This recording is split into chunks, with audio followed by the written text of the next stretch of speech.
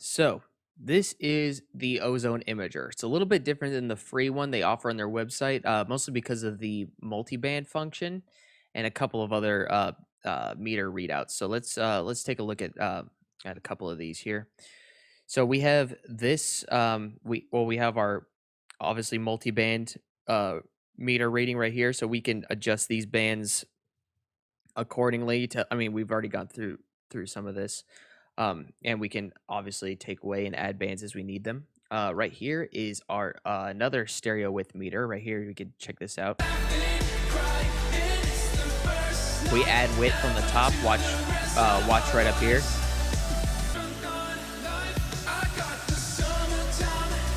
Watch when I take it away.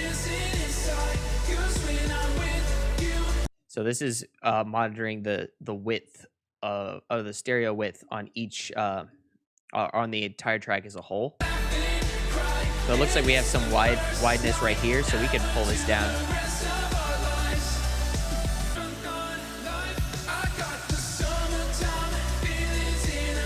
We can try to get it, try to get it as close to as in phase as we can, which brings us to our next meter readout. So this is going to be a direct meter readout from this guy right here. So we want to keep this generally, because when I say generally, I mean it's not going to be a bad thing if the meter dips below zero towards -1, but it will be out of phase if you're trying to have something that's mono compatible. So when I say mono compatible, we want to make sure that our track is playable on all types of systems. I mean, some clubs have mono systems, so you might cut out all of that stereo information that you have, and you want to make sure that it sounds even when you're playing it on those systems. You don't want the listener to be listening on one set of speakers and go, "Man, the sounds great," and then go and listen to another set of speakers and they're like, "Oh, it sounds different. I don't like it as much." So we don't want that, right? So when we play this, let's check out the meter reading here.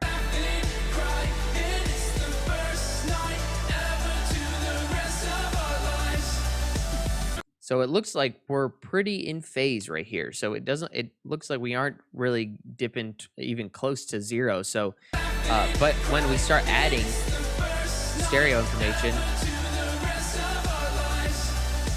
especially when we hit the stereoize button here, we could see it dipping down in here, and it kind of gives this weird phasey type sound to it.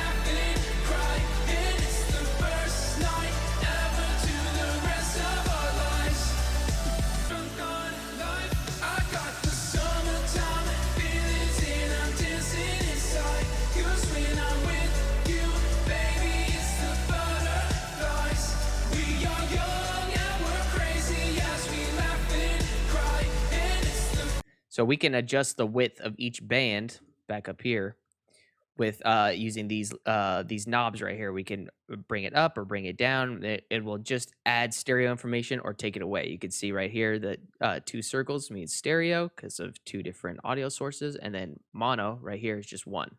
So generally, we'd want the bass to be mono, and we could even bring this down even further down here, like to maybe like 85. Bring this down a little bit, maybe.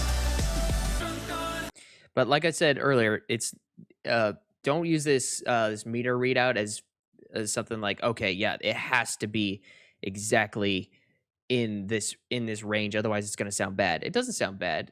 It'll just be uh it just won't be completely in phase and mono compatible.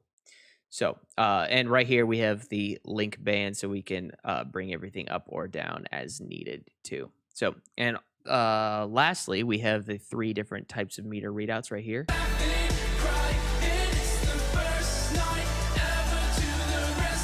So it looks like we don't have anything out of phase. So if something was out of phase, it would appear right here.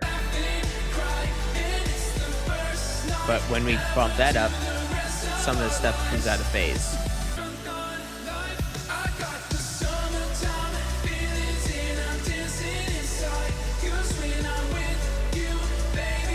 And right here is kind of the same readout. These two in the middle are the mid information, and right here is on the side information. So we just want to make sure that these two aren't getting too crazy and throwing our mix out of phase, generally speaking. So that's the imager.